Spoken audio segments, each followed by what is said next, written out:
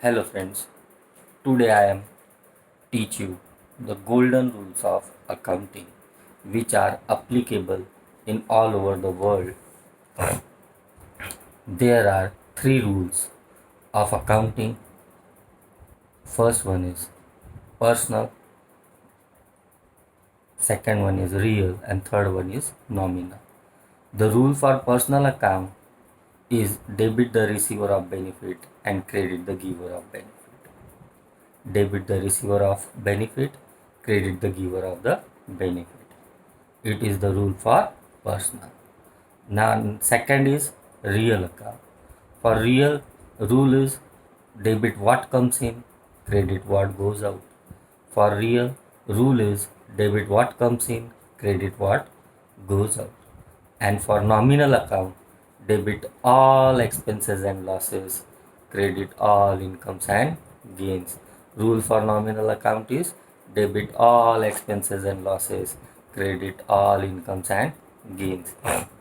This is the rule for this is the accounting rule for which is applicable for all over the world. In present scenario, how this rule is applicable in practical life we can see with the help of some example. For example, first one is Rajesh started business with cash rupees 10 lakhs. Rajesh is the owner of the business, is the proprietor of the company or business. Rajesh started business with cash rupees 110 lakh. This is the example. Rajesh is owner or proprietor of company or business. What can Rajesh bring? Rajesh started business with cash rupees 10 lakh. तो राजेश ने business what can Rajesh bring in business? Cash. Therefore, cash comes in or goes out? Comes in. Comes in, debit. What comes in? Cash. That's why cash account will be debited. And who bring? Rajesh. Rajesh is the owner. Owner brings something into the business, then at that time capital account will be credited. Therefore, the general entry will be passed. Cash account debited rupees 10 lakh and capital account debited rupees 10 lakh. For this, you have to write something that's called narration. Narration is for this being Rajesh started business. Okay. Now we can take another entry or another example to understand this. Purchase goods for rupees 1 lakh. Goods purchase. Purchase, if you purchase goods, then what will become? Goods. Therefore, goods account debit. But goods is not a proper way to say. Why? Because we are purchased the good, not brought from, not taken for something.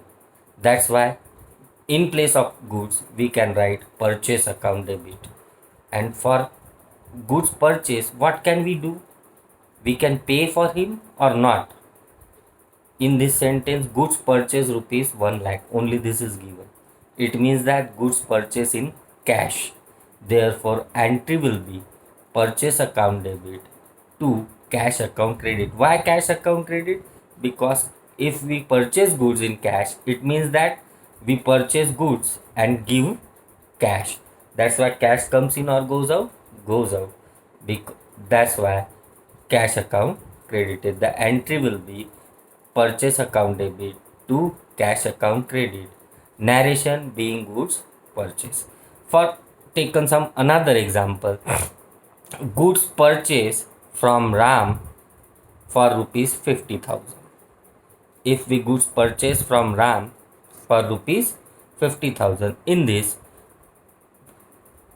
goods purchase on credit because Ram, the name of party, is come there. In first entry, goods purchase only that is given. In cash or in place of some any other name is not given. That's why it means that in above entry the transaction is in cash, and in this entry the transaction is in on credit. Therefore, the difference of journal entry is purchase account debit to RAM account credit.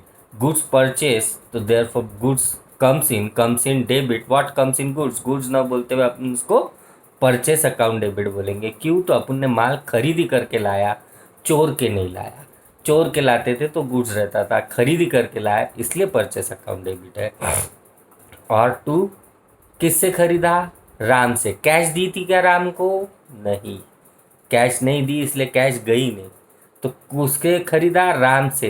Debit the receiver of benefit, credit the giver of benefit. अपने को benefit किससे मिल रहा? राम से. इसलिए उस समय personal account का rule लगेगा, राम अकाउंट क्रेडिट.